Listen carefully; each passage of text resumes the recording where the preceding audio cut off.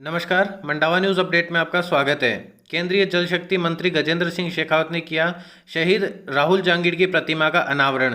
कार्यक्रम के दौरान राजस्थान की कांग्रेस सरकार पर साधा निशाना। मंडावा मुक्कनगढ़ रोड पर दीनवा बस स्टैंड पर शहीद राहुल जांगीड़ की प्रतिमा अनावरण कार्यक्रम के मुख्य अतिथि केंद्रीय जल शक्ति मंत्री गजेंद्र सिंह शेखावत ने स्मारक स्थल पर फीता काटकर व प्रतिमा का कपड़ा हटाकर माला पहनाकर व अनावरण पट्टिका का लोकार्पण किया।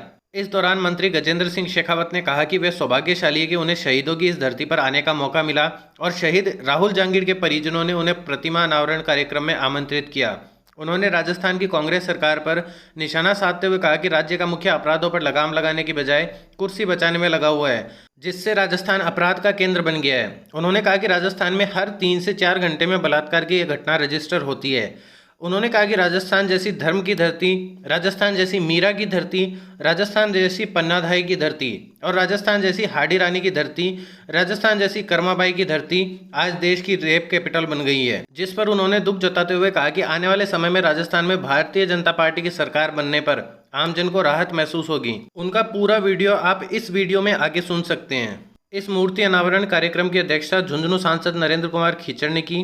कार्यक्रम के विशिष्ट अतिथि पूर्व सैनिक कल्याण बोर्ड अध्यक्ष प्रेम सिंह बाजोर झुंझुनू, जिला प्रमुख हर्षिनी अतुल कुलेरी, सूरजगढ़ विधायक सुभाष पूनिया, भाजपा जिलाध्यक्ष पवन मावंडिया, उदयपुर वाटी के पूर्व विधायक शुभकरण चौधरी, पूर्व विधायक धर्मपाल गुर्जर, कैलाश मेघवाल, सुशीला सीगड़ा, राजेंद्र पूनिया, प्यारेलाल ढूकिया, पूर्व प्रधान गिरधारीलाल खीचड़, झुंझुनू जिला कलेक्टर लक्ष्मण सिंह कुड़ी, एसपी मृदुल सिंह कछावा, बोनी सिंह डुनलोद, अंगद सिंह मंडावा, चूड़ी अजीतगढ़ सरपंच मुन्नी देवी, शहीद के ताऊ बीरबल जांगीड़, चाचा सुभाष, पिता दयानंद जांगीड़, भमाशा हरिराम, राजपाल जांगीड़ सहित अनेक लोग मौजूद थे। कार्यक्रम के दौरान मंत्री गजेंद्र सिंह का झुंझुनू सांसद नरेंद्र खीचड़ द्वारा माला व साफा पहनाकर सम्मान किया गया। इस दौरान राजपूत समाज के इतिहास की पुस्तक सरपंच के नेतृत्व में मंत्री शेखावत को भेंट की गई।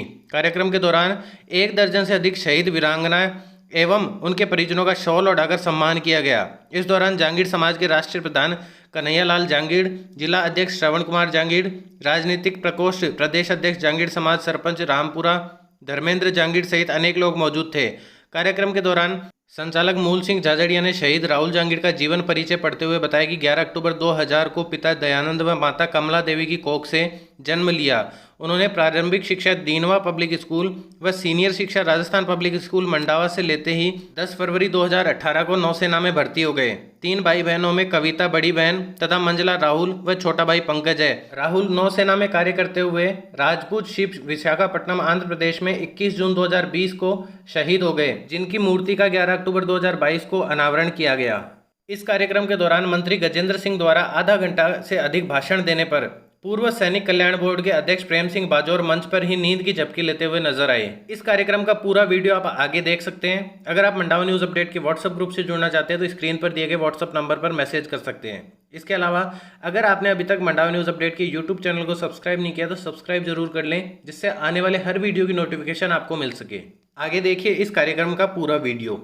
जिन्होंने एक ऐसी शिक्षा, सेवा और संस्कार का भाव देकर अपने सुपुत्र को अपना सर्वस्व त्याग, तपस्या और बलिदान करने के लिए इस मां भारती के लिए समर्पित कर दिया हो, और उससे धन्य हुई ये दीनवा की माटी, जैसा कि उनका शहादत दिवस भी 21 जून दुनिया का, इस सृष्टि का सबसे बड़ा दिन और इस दीनवा के लिए भी सबसे बड़ा दिन बनकर रह गया हो, जब नौसैनिक अमर शहीद राहुल जी अपने आप को इस तिरंगे की आन शान के लिए, इस मां भारती के लिए समर्पित करके हमेशा हमेशा के लिए अमर हो गए। शहीद परिवार के सम्मान के बाद इस गांव से 8 शहीद हैं। शहीद सवाई सिंह जी शेखावत दीनवा लाड़कानी, उनकी वीरांगना आए भूसकानी फणजीकाबाद से। इसके बाद भंवर सिंह जी, श्री सवाई सिंह जी दीनवा लाड़कानी, मदन सिंह जी, भक्ता सिंह जी दीनवा लाड़कानी, शहीद रामेश्वर जी गढ़वाल तेतरा से, उनके परिजन या वीरांगना। इन नामों के अलावा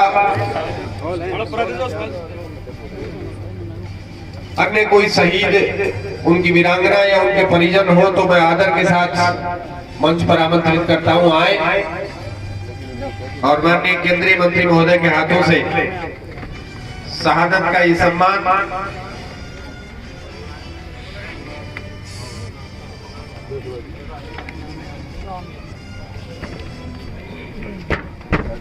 और जमीन देने वाले ये जो मूर्ति स्थल है इसके लिए जिन भामाचा ने हरिराम जी और धर्मपत्नी संतोष देवी, इनमें से जो लोग उपस्थित हो वो भी आ जाएं। भामाचा का भी संतोष देवी के लिए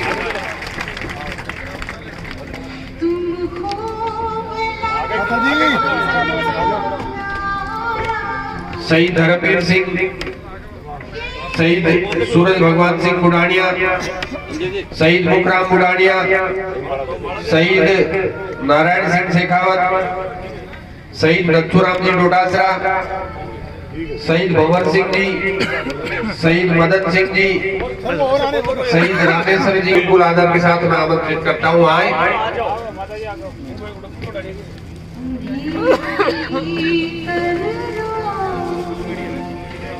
और भामाचा हरिराम जी और संतोष देवी।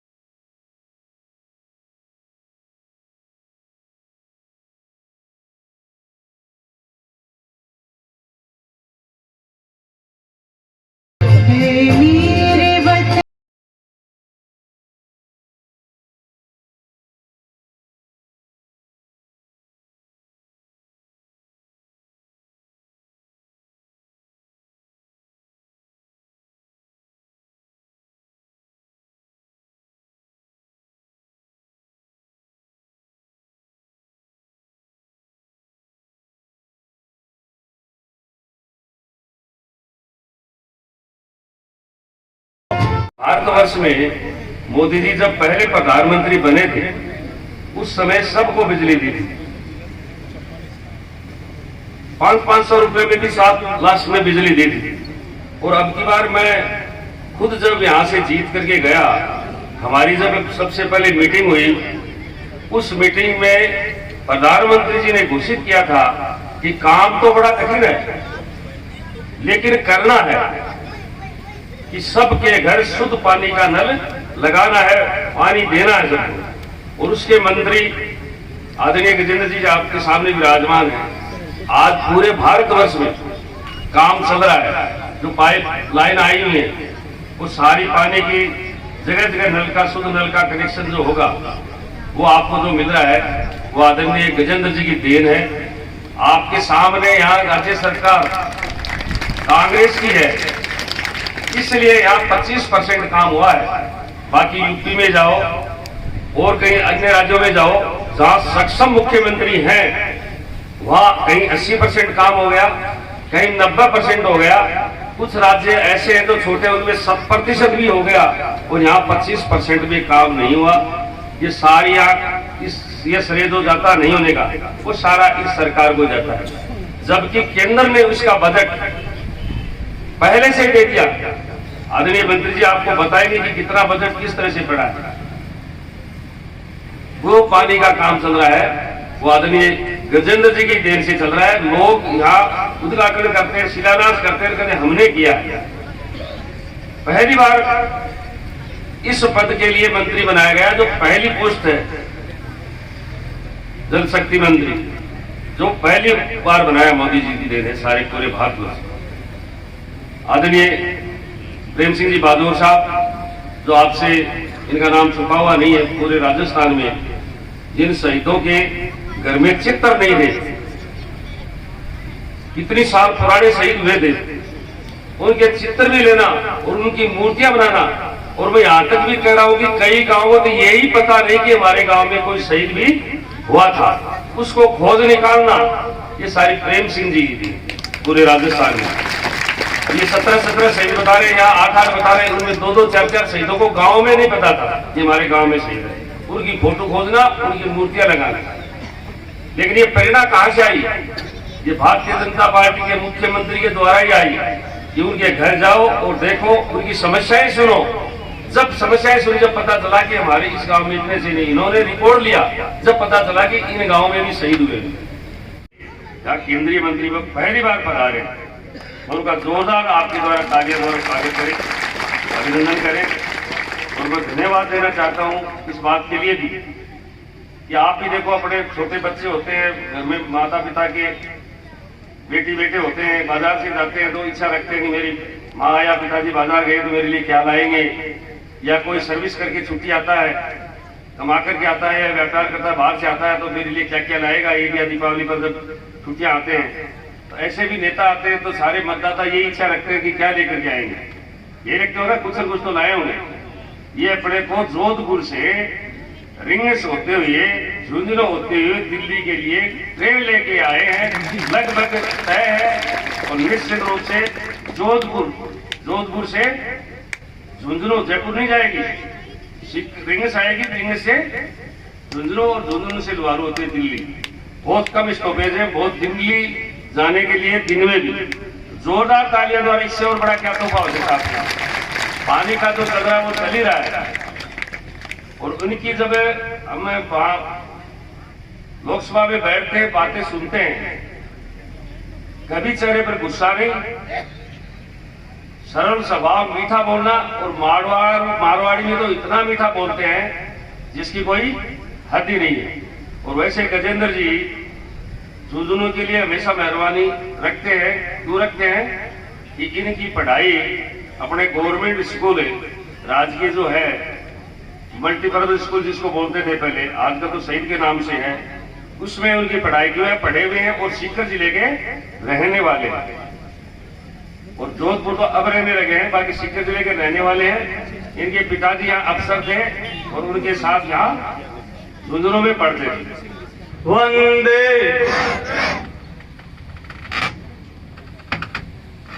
भारतीय नौसेना के जांबाज सिपाही, इस दीनवा की माटी से पैदा हुए लाल शहीद राहुल जांगीर जी के मूर्ति अनावरण के इस समारोह में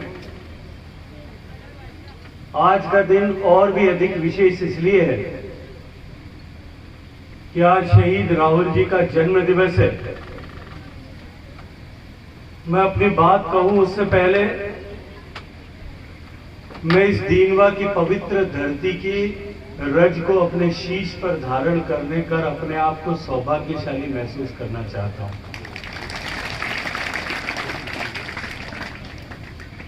क्योंकि ऐसी पवित्र धरती है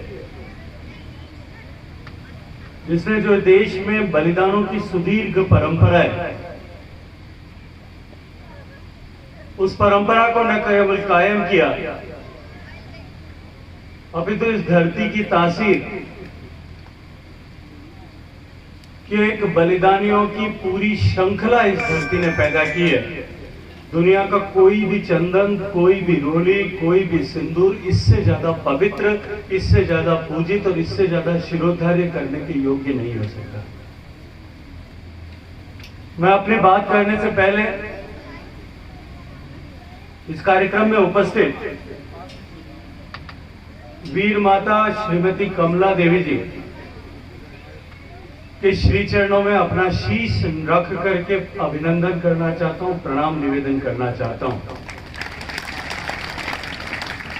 कि उन्होंने एक ऐसे लाल को अपनी कोख से पैदा किया,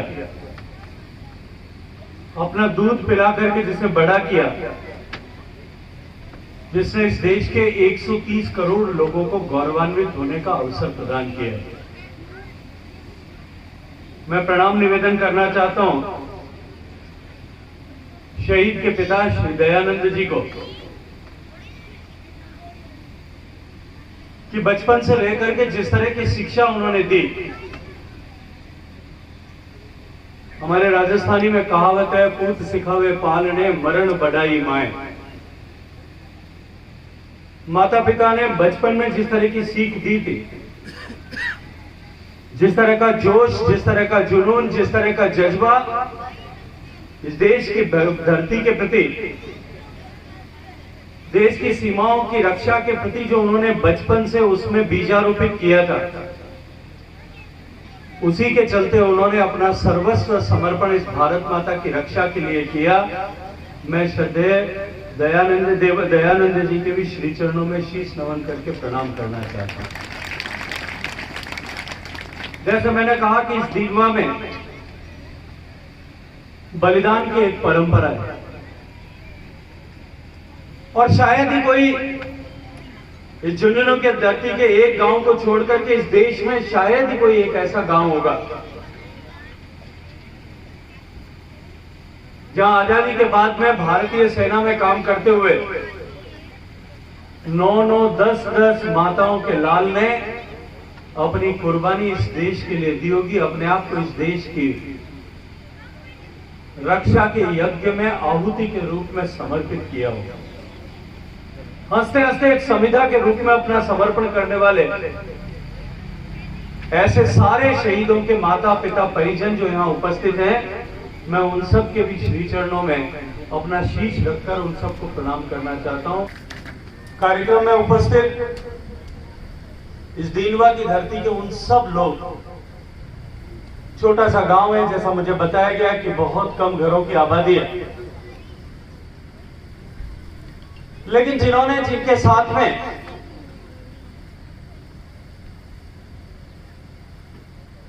इस धरती के शहीदों को खेलने का, खाने का, बड़े होने का, अपनी शिक्षा प्राप्त करने के लिए विद्यालय जाने का अवसर मिला होगा, जिन्हें उनके साथ रहने का अवसर मिला होगा,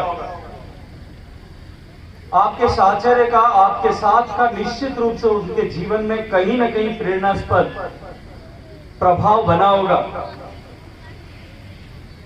ऐसा प्रभाव, ऐसी भावना उत्सर्जित करने वाले, साहचर्य देने वाले आप सब लोगों के भी चरणों में मैं प्रणाम और अभिनंदन करता हूं। उसको असेस करने का, उसका अनुपात, उसकी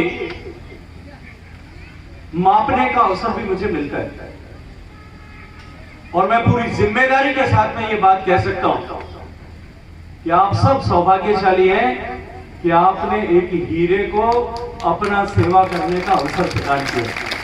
कि देश की सीमाएं माता के वस्त्रों के समान पवित्र होती है, और उसके रक्षा का कर्तव्य माता के प्रत्येक पुत्र का अपनी माता के वस्त्रों की रक्षा के लिए, जिसकी पवित्रता बनाए रखने के लिए जितना बड़ा कर्तव्य, उतना ही बड़ा कर्तव्य है।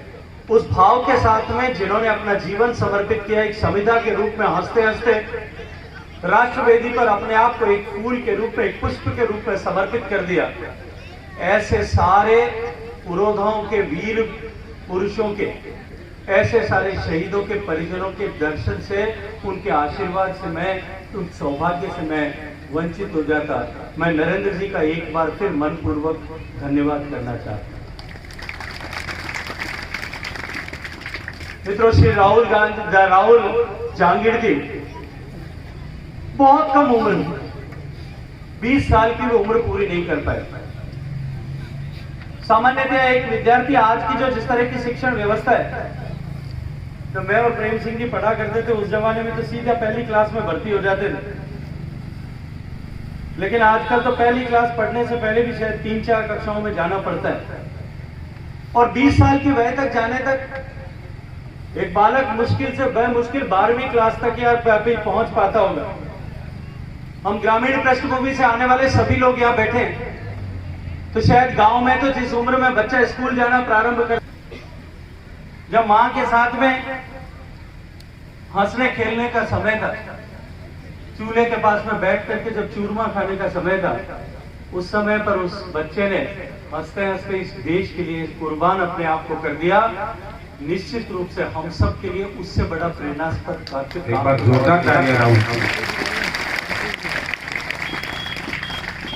मैं जब कार्यक्रम में आने से पहले मुझे मेरे कार्यालय ने राहुल जी के जीवन के बारे में एक आलेख लिख करके भेजा।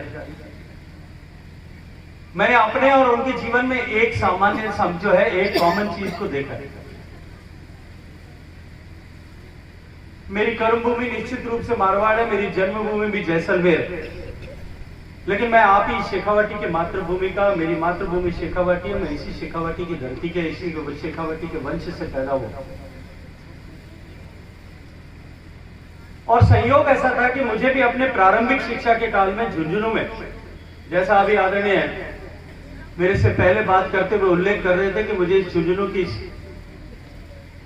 शहीद पीरू सिंह मेमोरियल स्कूल, जिसका अब नाम है, पहले जिसका नाम गवर्नमेंट स्कूल हुआ करता जी, मैं आज जब कार्यक्रम के लिए आ रहा था, सब जब पे काम करने वाले श्री महेंद्र गोयल जी से सुबह फोन पर बात हो रही थी। उन्होंने अखबार में पढ़ा होगा कि मैं आज झुंझुनू में जा रहा हूं एक कार्यक्रम के निमित्त। तो उन्होंने मुझे कहा कि अपनी स्कूल को भाई जरूर देख करके आना। मैंने उनसे कहा कि अभी कुछ दिन पहले मुझे झुंझुनू जाने का सौभाग्य मिला था और मैंने आग्रह किया था कि मुझे एक बार उस स्कूल का दर्शन करना है जिसने जो बीज आरोपित किए, जिस सीढ़ियों पर चढ़ना मुझे सिखाया, उस पर चलते चलते मैं आज इस मुकाम पर पहुंचा। मुझे याद आता है वो स्कूल प्राप्त करने का अवसर इस झुंझुनू की धरती पर मिला और शहीद राहुल जांगीड़ की जन्मभूमि ये दीनवा और शेखावाटी की धरती रही होगी, लेकिन प्राथमिक शिक्षा जो है उनकी जोधपुर में, मेरी कर्मभूमि में हुई। निश्चित रूप से हम सब लोगों के लिए सौभाग्य का विषय। आजादी के बाद में जिन हजारों लोगों ने अपना सर्वस्व समर्पण किया है, निश्चित रूप से हम सब लोगों के लिए वो सम्मान के पात्र। निश्चित रूप से उनके बलिदान पर हम सब लोग गर्व कर सकते हैं, उनसे प्रेरणा ले सकते हैं। आज ये मूर्ति स्थापना यहां की गई है और जिस परिवार ने इस मूर्ति बनाने के लिए, इस स्थान को डेवलप करने के लिए जो जमीन दी, यदि मैं उनका अभिनंदन नहीं करूंगा, उनके प्रति कृतज्ञता ज्ञापित नहीं करूंगा कि उन्होंने अपने हिस्से में से जमीन देकर के जिस तरह से एक प्रेरणा का केंद्र, एक प्रेरणा का स्थल इस राह से गुजरने वाले हर एक राहगीर के लिए जो बनाने के लिए जो दिया है, उनका योगदान निश्चित रूप से अपने आप को उन्होंने जीते जी जो है अमर कर दिया। उनका योगदान एक बलिदान से कहीं भी किसी भी तरह से कम नहीं हो सकता। हम सब लोग ऋणी भाव से, कृतज्ञ भाव से उनका अभिनंदन करते हैं। ऐसी बलिदानों की परंपरा आजादी के बाद में जिन लोगों ने अपना सर्वस्व समर्पित किया, निश्चित रूप से हम सब के लिए श्रद्धा के केंद्र है, हम सब के लिए प्रेरणा के केंद्र। लेकिन आजादी से पहले भी इस महान संस्कृति को बनाए रखने के लिए, इस सनातन धर्म के मानबिंदुओं की रक्षा के लिए गांव, गौरी, गीता, गायत्री, गंगा, गौ माता, इन सब की रक्षा के लिए इस देश में बलिदान होने वालों की एक सुदीर्घ परंपरा है। लाखों साल का लिखित और अलिखित इतिहास हम खोज सकते हैं, जहां अनेक लोगों ने, अनेक माताओं ने अपने बच्चों को हंसते हंसते इन सारे राष्ट्र रक्षा के मानबिंदुओं पर कुर्बान किया। मैं शेखावाटी की धरती पर खड़ा होकर के महाराज शेखा जी के वंशज के नाते आज यहाँ ये गर्व के साथ मैं कह सकता हूं कि मैं उस धरती का जाया और उस वीर पुरोधा की संतान हूं, जिसने सामाजिक समरसता का भाव इस देश में पहली बार स्थापित करते हुए,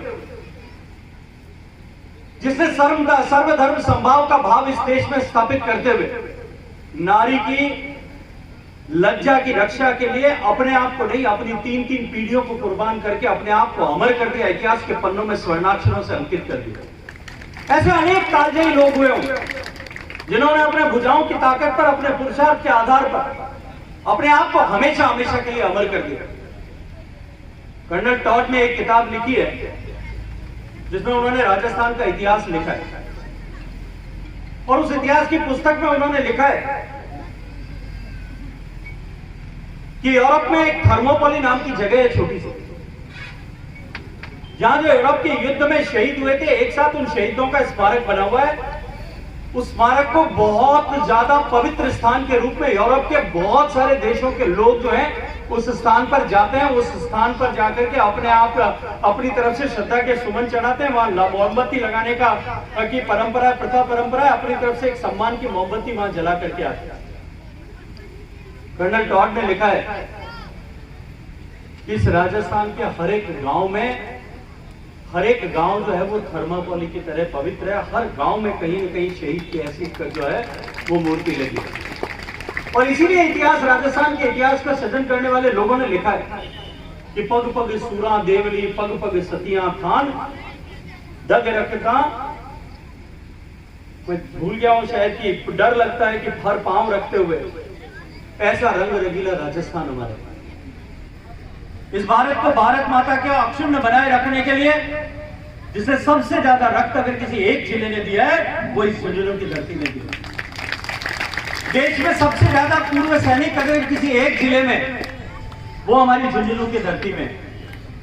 देश में सबसे ज्यादा वर्तमान सैनिक अगर किसी एक जिले में, अगर मैं राज्य की बात करूंगा तो शायद उत्तर प्रदेश और बिहार हमसे, राजस्थान से आगे हो सकते हैं, लेकिन किसी एक जिले में अगर सबसे ज्यादा कहीं वर्तमान में सेना में रह करके मां भारती की सेवा कर रहे हैं, जिनके परिवार परिजन यहाँ किसान के रूप में काम करते हुए धरती का सीना फाड़ करके देश के खलियान के माध्यम से देश के अन्न के भंडार भरने के लिए काम कर रहे होंगे, उन्हीं के बेटे देश की सीमा रक्षा के लिए सबसे ज्यादा संख्या में इस झुंझुनू के बेटे जो है आज काम कर रहे हैं। और वो जो लोग जिस तरह की तपस्या करते हैं, उस तपस्या के कारण से आज देश शांति के साथ में आगे बढ़े। देखिए, देश किसी भी देश की समृद्धि के लिए जो पहली आवश्यकता है वो उसकी सीमाओं का सुरक्षित रहना और चौकस बने रहना, वो पहली आवश्यकता है।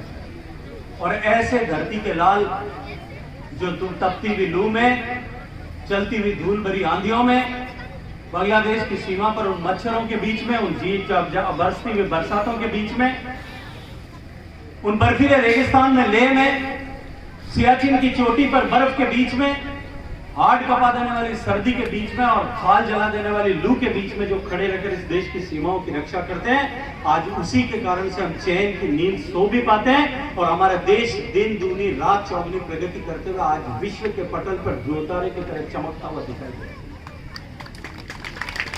तो हम सब सौभाग्यशाली हैं कि आज हमें इस कार्यक्रम में, इस अवसर पर हम सबको साक्षी बनने का, सहभागी बनने का अवसर मिला। और निश्चित रूप से जब एक शहीद किसी परिवार को हो जाता है तो वो बेटा केवल एक परिवार का बेटा नहीं रहता, जैसा स्वर्गीय अटल जी ने कहा है कि वो राष्ट्र का बेटा हो जाता है, वो समाज का बेटा हो जाता है। और जिस माँ का बेटा राष्ट्र का बेटा हो जाता है, देश का बेटा हो जाता है, समाज का बेटा हो जाता है, उस माँ की, उस माता पिता की, उस परिवार की चिंता करने का दायित्व जो है वो समाज पर आता है। एक बिल्कुल साधारण परिवार में महसूस कर सकता हूं, अनुभव कर सकता हूं। दयानंद जी का परिवार बहुत साधारण सा परिवार है। मुझे नहीं मालूम कि इस परिवार ने इस कार्यक्रम को करने के लिए जो खर्चा हुआ होगा वो किस तरह से और किन लोगों ने कैसे वहन किया होगा। लेकिन मैं आग्रह करूंगा कि मंच पर जितने भी जनप्रतिनिधि बैठे हैं, इन सारी व्यवस्थाओं की जिम्मेदारी मुझे विश्वास है कि निश्चित रूप से उन्हीं सब लोगों ने अपने कंधों पर उठाई है। क्योंकि जो राहुल जहांगीर जो शहीद हुए, उनकी शहादत का सम्मान करने का अवसर, पुनीत अवसर हम सबको मिला है। मुझे लगता है कि इससे बड़ा सौभाग्य अवसर लोगों के लिए कुछ नहीं हो सकता। मित्रों, देश के गौरव सेनानियों का सम्मान बढ़ाने के लिए 2014 में सरकार में आने के बाद में आदरणीय नरेंद्र मोदी जी ने जिस तरह से काम किया, 40 साल से इस देश के सैनिक, गौरव सेनानी वन रैंक वन पेंशन के अधिकार को प्राप्त करने के लिए संघर्ष कर रहे थे।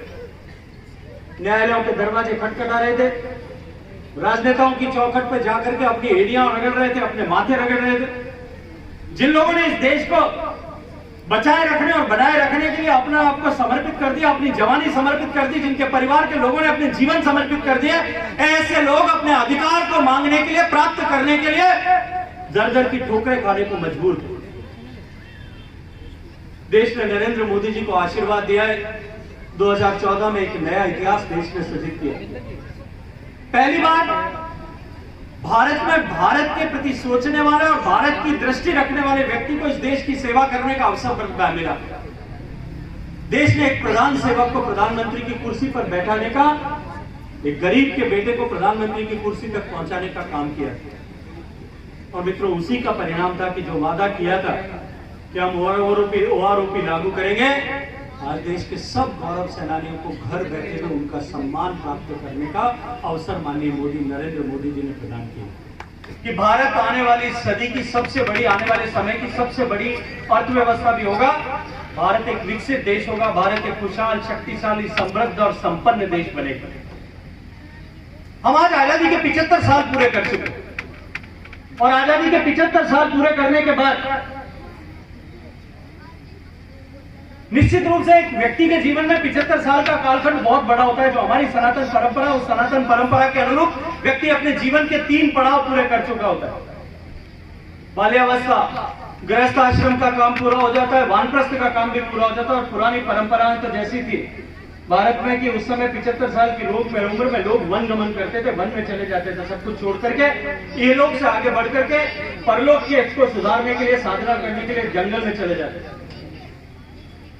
आजकल भी घर से इस कलयुग में भी निकालने लगे। पहले तो लोग अपनी मर्जी से जाते थे, आजकल बुजुर्गों को घर से निकाल करके वृद्धाश्रम में भेजने का टाइम आ गया।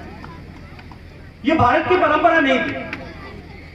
75 साल का कालखंड शायद बड़ा समय हो सकता है एक व्यक्ति के जीवन में, लेकिन एक ऐसा देश जिसकी लाखों साल का इतिहास हो, उसके जीवन में 75 साल कोई बहुत बड़ा समय नहीं। लेकिन निश्चित रूप से 75 साल का कालखंड हम सब लोगों के लिए उस आकलन का अवसर अवश्य मित्रों, जिस आजादी की लड़ाई में हमने लाखों लोगों को खोया। इस देश में इस सनातन को बचाए रखने के लिए जो हमने जितने हजारों साल तक जो आक्रमण हमने सहे, आजादी की इस लड़ाई में जिन लोगों ने अपना सर्वस्व समर्पित किया, जिन्होंने हंसते हंसते तोप के गोलों के सामने, तोप की नाल के सामने बंद करके अपने आप को चित्रे हो जाना स्वीकार किया, जिन्होंने अपने आप को हंसते हंसते अपने सीने पर गोली खा करके इस देश को मर मिटने के लिए, देश पर मर मिटने के सौभाग्य को प्राप्त करने का काम किया, हंसते हंसते फांसी के फंदे पर झूल जाना स्वीकार किया, अपनी जीवन, अपनी जवानी को समर्पित किया, बर्फ की शिलाओं पर लेटना स्वीकार किया, कोलू में बैल की तरह जुट जाना स्वीकार किया, प्लास से खींच करके अपने नाखून और दांत खींचे जाना स्वीकार किया, लेकिन अपने माथे पर एक सल भी नहीं डाला और उनके संकल्प को, अपने संकल्प को नहीं डिगने दिया। ऐसे लोगों ने इस देश को आजादी दिलाई। और 75 साल में ऐसे लाखों लोगों के आज के शहादत और उनके समर्पण के द्वारा मिली हुई आजादी से क्या हम देश को उस मुकाम तक पहुंचा पाए जिस समर्पण के साथ में, जो भाव उनको उस समर्पण को प्रस्तुत करने के लिए प्रेरणा देता था, उनके सपनों का भारत क्या हम बना पाए थे, इसका आकलन करने का अवसर निश्चित रूप से 75 साल का समय। हम सब लोग सौभाग्यशाली है कि हमें एक ऐसे कालखंड में काम करने का अवसर मिला, चाहे जनप्रतिनिधि के रूप में हम काम कर रहे होंगे या समाज में किसी भी भूमिका में हम काम कर रहे हो, सामान्य किसान के रूप में काम कर रहे होंगे, गृहिणी के रूप में काम कर रहे होंगे, नौकरी कर रहे होंगे, विद्यार्थी, समाज में किसी भी कर्म क्षेत्र में काम करने वाले व्यक्ति का यदि इस नजरिए के साथ में, इस प्रेरणा के साथ में काम करना शुरू करें तो निश्चित रूप से मैं 25 साल में हम जो कुछ नहीं प्राप्त कर पाए 75 साल में, हम आजादी के 100 साल जिस दिन पूरे करेंगे उस दिन उन सब हुतात्माओं को, उस सब लोगों को जिन्होंने इस देश के लिए कुर्बानी दी, उनका सम्मान करते हुए उनको श्रद्धा, जब हम एक ऐसी धरती पर खड़े जो बलिदानियों की धरती है, जहां उन बलिदानियों के पसीने की कुछ बूंदें खेलते खेलते अनायास निश्चित रूप से पड़ी। मित्रों, मैं अपनी वाणी को विराम देने से पहले कुछ छोटे छोटे विषयों पर बात करना चाहता हूं। अभी आदरणीय नरेंद्र जी कह रहे थे, मुझे याद आता है कुछ दिन पहले जब कोरोना की आपदा से हम निकल रहे थे तो बार बार नरेंद्र जी इस बात के लिए आग्रह कर रहे थे, सीकर के सांसद भी इस बात के लिए आग्रह कर रहे थे कि शेखावाटी को मारवाड़ से जोड़ने के लिए एक रेलगाड़ी जो है इस मार्ग से बननी चाहिए, इस मार्ग पर चलनी चाहिए। मैं आप सबको बधाई देते हुए कि वो रेल शीघ्र प्रारंभ होने वाली है, इस बात की बधाई देते हुए मैं इस मंच पर खड़े होकर के अभिनंदन करना चाहता हूं, आभार ज्ञापित करना चाहता हूं मेरे छोटे भाई, कैबिनेट में मेरे साथी, भारत के रेल मंत्री, आईटी मंत्री श्री अश्विनी वैष्णव जी का, कि मैंने एक सामान्य रूप से जाकर के आग्रह किया था और मैंने अपना पुराना जो है अनुभव उनको बताया था कि मैं जब बचपन में देखता था शेखावाटी से जो मारवाड़ जाते और मारवाड़ से शेखावाटी पे जाते हुए फुलेरा के स्टेशन पर एक हाथ में बच्चे की उंगली पकड़ी हुई, दूसरे में बक्सा उठाया हुआ और कंधे पर शक्करपारे का कट्टा उठाया हुआ जब लोगों को पियर से ससुराल आते हुए देखता था, वो दिन मुझे वापस याद आते हैं। मेरे लोगों को, मेरी बहन बेटियों को, जो शेखावाटी और मारवाड़ के बीच में संबंध है, जिन बहुओं का बेटियों को, उनको वापस उस रेल की सौगात चाहिए। उन्होंने वो रेल हमारे शेखावाटी और जो है मारवाड़ के बीच में संबंध को हमेशा अक्षुण्ण बनाए रखने के लिए जो एक धमनी के रूप में काम करती है, एक रक्तशिरा के रूप में काम करती है, उसको वापस स्थापित करने का काम उन्होंने किया है। मैं उनका अभिनंदन करते हुए आप सबको बधाई देता हूं। मित्रों, माननीय प्रधानमंत्री जी ने मुझे जल के विषय में काम करने का अवसर दिया और मैं अपने आप को सौभाग्यशाली मानता हूं कि पता नहीं कौन से कर्मों का पुण्य जो है मेरा सजित हुआ है, कौन से जन्म के कर्मों का पुण्य सजित हुआ है। आप में से पता नहीं कितने माताओं बहनों का आशीर्वाद जो है वो मेरे लिए फलित हुआ होगा। मेरी स्वर्गीय माँ का, मेरे पिताजी का किसका आशीर्वाद फलित हुआ होगा कि मेरे जैसे एक साधारण कार्यकर्ता को पिछली सरकार में कृषि मंत्री के नाते और अभी जल शक्ति मंत्री के नाते इस देश की सेवा करने का अवसर है। और एक ऐसे महत्वपूर्ण समय में जब देश के हर घर तक पीने के पानी के संकल्प के साथ में हम काम कर, मुझे याद आता है 2019 में लाल किले के प्राचीर पर खड़े होकर के जब माननीय प्रधानमंत्री जी ने यकायक इस बात की घोषणा की कि हमने पिछले 5 साल में जीवन में परिवर्तन लाने के लिए सामान्य माध्यमिक के अनेक योजनाओं पर काम किया। एक काम शेष रह गया और वो है कि हर घर तक पीने का स्वच्छ पानी पहुंचे। पीने का साफ पानी नित्य नियमित निरंतर रूप से घर तक पहुंचना चाहिए। आजादी के 70-72 साल तक प्रदेशों की सरकारों ने काम किया होगा, स्थानीय सरकारों ने काम किया होगा, राज्यों की सरकारों ने काम किया होगा, देश की सरकार ने काम किया होगा, लेकिन देश के 19 करोड़ घरों में से केवल 3 करोड़ घर तक पानी पहुंचता। 16 करोड़ माताओं बहनों को निश्चित रूप से प्रतिदिन अपने घर से पानी लेने के लिए, क्योंकि पानी लाने का काम तो मजदूरी घर में लुगाया नहीं करनी पड़ती, उनको घर से बाहर जाना पड़ता। और मैं तो जैसा मैंने कहा, मैं जैसलमेर में जन्मा हूं, मैंने तो अपने बचपन में देखा है माताएं बहनें 12 साल की उम्र में मटकी जो है छोटा सा घड़ूलिया अपने सर पर रख करके अपनी माँ के साथ में, अपनी काकी के साथ में, अपनी बड़ी माँ के साथ में, अपनी बुआ के साथ में, अपनी दादी के साथ में, अपनी भाभी के साथ में, अपनी मामी के साथ में छोटा सा मटका लेकर के कौतूहल बस उसके साथ में जाना प्रारंभ करते।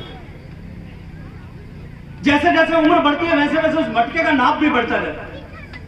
जैसे जैसे उम्र और बढ़ती है उस मटके के ऊपर एक और छोटी मटकी, और मटकी के ऊपर वो छोटा वाला घड़ोलिया जो है वापस ऊपर आ जाता है। 3-3 घड़े लेकर के वो पानी लेने के लिए जाते, 5-5, 10-10 किलोमीटर जाती। और जैसे जैसे उम्र वापस ढलती है, जब 60 साल की उम्र आती है तब वो उसी क्रम में वापस घड़े उतरने भी शुरू होते हैं। जब कमर झुकने लगती है तब वही 12 साल वाला घड़ोलिया वापस सर पर आ जाता है, लेकिन उसकी वो यात्रा समाप्त नहीं है। और उस 12 साल की उम्र से लेकर के 70 साल की उम्र तक, उस 58 साल में वो जितने कदम पानी लाने के लिए चलती है, अगर उन सब कदमों को एक पंक्ति में जोड़ दिया जाए, एक सीरीज में जोड़ा जाए, उनको गिना जाए, आप कोई लुआ कर दी परंपरा परिक्रमा करिया करे, क्या कोई कुछ कर दी परंपरा करने जावे, परिक्रमा करने जावे, कोई घना वे तो थोड़ा अलग जावे जो गोवर्धन की परिक्रमा करने जाए। एक माँ अपने जीवन में पानी लेने के लिए जितने कदम जैसलमेर बाड़मेर में चलती है, वो इस धरती की 3 बार परिक्रमा करना जितनी दूरी तय करके उतना परिश्रम करती है। और उसके बाद में उनको पानी लेकर के आती है। लाखों लाखों परिवार ऐसे होंगे जिसकी माँ जो पानी लेकर के आती है वो ये जानती है कि ये पानी मैं अपने बेटे को, अपने पति को, अपने कलेजे के टुकड़े को पिलाऊंगे, वो हमेशा हमेशा के लिए दिव्यांग हो जाएगा, क्योंकि इसमें फ्लोराइड है, क्योंकि इसमें आर्सेनिक है, क्योंकि इसमें आयरन है, क्योंकि इसमें और कोई दूसरी तरह की अशुद्धि है, लेकिन फिर भी वो पिलाने के लिए मजबूर होती, क्योंकि उसके पास दूसरा विकल्प नहीं। ऐसी सारी माताओं बहनों के जीवन में परिवर्तन लाने के लिए माननीय प्रधानमंत्री जी ने कि हम 2024 तक हर घर तक पीने का पानी पहुंचाएंगे, ये यात्रा, ये यज्ञ प्रारंभ किया।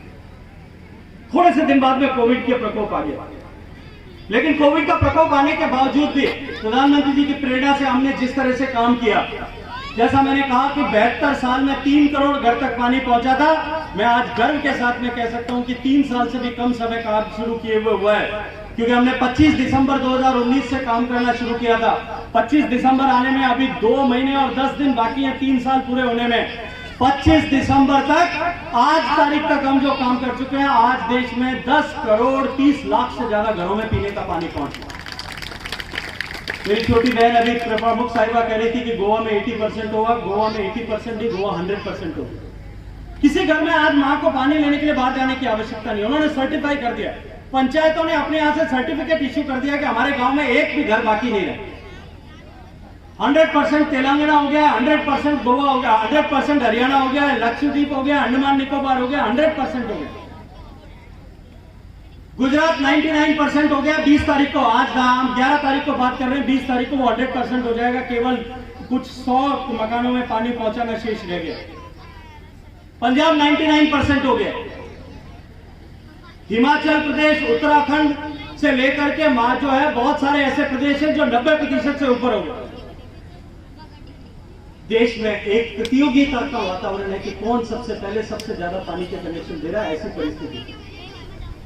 लेकिन हमारे यहाँ शायद लगता है कि पानी के विषय में दुर्भाग्य हमारा सहोदर है, हमारी माँ जाया भाई हमारे साथ ही चलते हैं।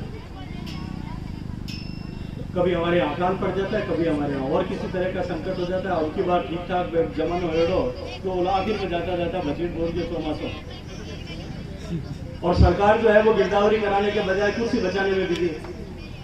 इसलिए जो फसल बीमा का लाभ मिलने वाला है उसमें भी मुझे कई संकट के बादल नजर आ रहे हैं। मुझे लगता है थोड़े दिन बाद में भारतीय जनता पार्टी के हम सब नेताओं को सड़क पे खड़ा होकर के उसके लिए आंदोलन करना पड़ेगा कि किसान के आंसू पहुंचने के लिए सरकार को प्राथमिकता से काम करना है। जब जल जीवन मिशन में काम होता है, अपने मारवाड़ी में एक कहावत होया करे, मारो ब्याह माँ सिरो ब्याह और माँ पुरुष गारी।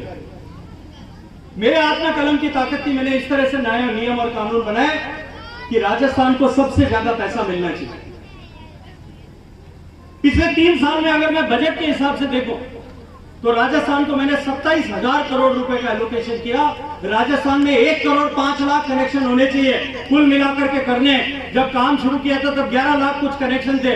राजस्थान के 1 करोड़ 5 लाख में से 1 करोड़ 1 लाख कनेक्शन जो है उनके प्रोजेक्ट में दिल्ली से सैंक्शन कर चुका हूं, और मैंने राजस्थान की सरकार को कहा 27,000 करोड़ दिए, इसके अलावा 27,000 करोड़ और चाहिए तो मैं और देने के लिए तैयार हूं, आप गति के साथ में काम करो।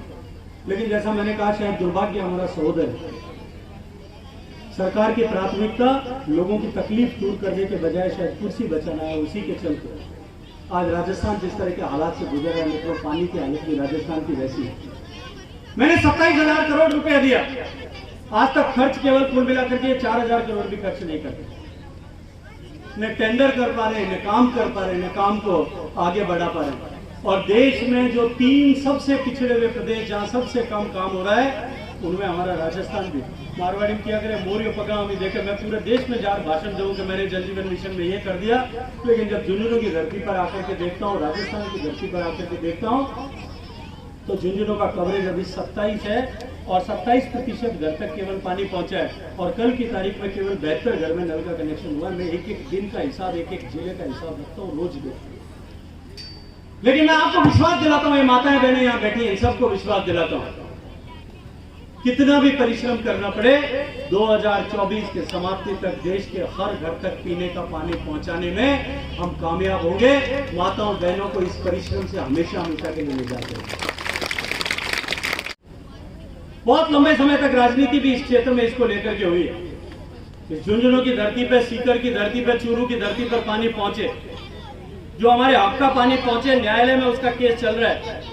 मैं पूरा प्रयास कर रहा हूं कि शीघ्र उसका समाधान हो जाए। मैंने हरियाणा सरकार के साथ में भी बैठकें की और उनको अल्टरनेटिव प्रपोजल्स भी दिए कि पैसा मैं दूंगा, आप हथनीकुंड बैराज पर एक बांध बना दीजिए ताकि हमको निरंतर उसके जो है हमारे हिस्से का पानी मिलता रहे। और उस बांध के लिए पूरा पैसा जो है मैं भारत सरकार से दूंगा, एक भी पैसा हरियाणा की सरकार को खर्च करने की आवश्यकता नहीं पड़ेगी, ताकि मेरे इस झुंझुनू सीकर और की धरती को, हमारे टाबर प्रणाम में गांव में आता, सीकर में मारवाड़ो आता है, सीकर में देखकर जो एक सब बांध पानी बाल्टी खींच सकता। आज पानी 200-200 फुट पर पानी अवेलेबल नहीं। जहाँ आम के बगीचे हुआ करते थे वहाँ भैंस पिलाने के लिए भी पानी टैंकर से मंगाना पड़ता। उस परिस्थिति को समाप्त करने के लिए आप सब ने मुझे आशीर्वाद दिया है। मैं पूरी तरह से प्राण की ऊर्जा से झुका हुआ हूँ। न्यायालय में विषय इसलिए मैं बहुत ज्यादा उसके ऊपर टिप्पणी नहीं करना चाहता, लेकिन जिम्मेदारी से कहता हूँ कि इस तरह की व्यवस्था करूंगा कि आपकी इस समस्या का हमेशा हमेशा के लिए समाधान हो जाए।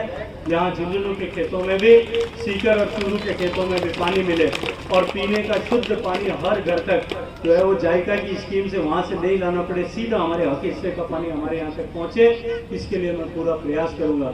सर, जिले के दौरे पर रहा आप, तो निश्चित रूप से मेरे लिए आज सौभाग्य का विषय है और मैं अपने आप को भाग्यशाली मानता हूँ कि आज मुझे इस शहीदों की धरती पर, जिस गांव ने 10-10 बेटे इस राष्ट्रवेदी पर कुर्बान किए, उस धरती पर आने का सौभाग्य मिला। मैं परम सौभाग्यशाली मानता हूँ कि मुझे एक शहीद की मूर्ति के अनावरण के कार्यक्रम में आकर के शहीद के माता पिताओं का दर्शन करने का अवसर मिला। ऐसे सारे लोगों का दर्शन करने का अवसर मिला जो उन शहीदों के साथ में बड़े हुए, खेले होंगे, उनके साथ में उन्होंने काम किया होगा। निश्चित ही हम सबको ऐसे कार्यक्रमों में जाकर के राष्ट्र के लिए काम करने का, राष्ट्र के लिए समर्पित होने की एक नई प्रेरणा और एक नई ऊर्जा मिलती है। इसी कार्यक्रम के निमित्त केवल मैं आज यहाँ झुंझुनू में आया हूँ और इस कार्यक्रम में आने के लिए मुझे अवसर प्रदान करने के लिए मैं यहाँ के स्थानीय सांसद श्री नरेंद्र कुमार जी का और भारतीय जनता पार्टी परिवार का अभिनंदन करता हूँ। सर, एक सूबे की जो कानून व्यवस्था है वो लगातार ये सरकार की प्रायोरिटी कानून व्यवस्था बनाने के बजाय, और जब मैं सरकार कह रहा हूँ तो सरकार के मुखिया की प्राथमिकता कानून व्यवस्था, और सरकार के मुखिया क्योंकि गृह मंत्रालय के मंत्री भी हैं तो उनकी प्राथमिक रूप से जिम्मेदारी है, लेकिन उन्होंने अपनी उस जिम्मेदारी का निर्वहन करने के बजाय कुर्सी को बचाने और कुर्सी पे बने रहने को प्राथमिकता दी। उसके चलते आज राजस्थान अपराध का केंद्र बन गया है, राजस्थान माफिया के हवाले है, राजस्थान में नित्य प्रतिदिन कोई न कोई भ्रष्टाचार की घटनाएं हो रही है, राजस्थान में हर 3-4 घंटे में एक बलात्कार की घटना रजिस्टर होती है। राजस्थान जैसी संस्कृति की धरती, राजस्थान जैसी धर्म की धरती, राजस्थान की मीरा की धरती, राजस्थान जैसी पन्नाधाय की धरती, राजस्थान जैसी आड़ी रानी की धरती, राजस्थान जैसी कर्माबाई की धरती, वो धरती आज देश में देश की रेप कैपिटल बन गई है। और भी दुर्भाग्य इसलिए लगता है कि जब राजस्थान का सबसे वरिष्ठ मंत्री फ्लोर ऑफ द हाउस पे विधानसभा के पटल पर यह कहता है कि ये रेप राजस्थान में इसलिए होते हैं और हंस कर के कहता है कि राजस्थान मर्दों का प्रदेश है। मुझे लगता है कि राजस्थान के ऐसे सारे शहीद जिन्होंने हज़ारों साल के इतिहास में अपनी मर्दानगी का परिचय देते हुए इस देश के इस सनातन संस्कृति के मानदंडों को बचाने के लिए समर्पण किया, अपनी जवानी समर्पित की, उसका इससे बड़ा अपमान कोई नहीं हो सकता था। और उससे भी ज़्यादा राजस्थान के परिवारजनों का, राजस्थान में जो है जिस तरह की संस्कृति है, परिवार भाव से लोग रहते हैं, उनका अपमान करते हुए मुख्यमंत्री कहता है कि राजस्थान में रेप ज़्यादा इसलिए होते हैं कि राजस्थान के घर वाले लोग, परिवार के लोग रेप कर रहे हैं। मुझे लगता है कि इससे ज़्यादा दुर्भाग्यपूर्ण कुछ नहीं हो सकता है। लेकिन राजस्थान की जनता उंगली के जो है टपोरों पर एक एक दिन गिन रही है। समय आने दीजिए, इन सब का हिसाब राजस्थान की जनता चुकता करेगी। सर, जोधपुर दिल्ली रेलगाड़ी कब तक चल जाएगी? बहुत जल्दी शुरू हो जाएगी आज।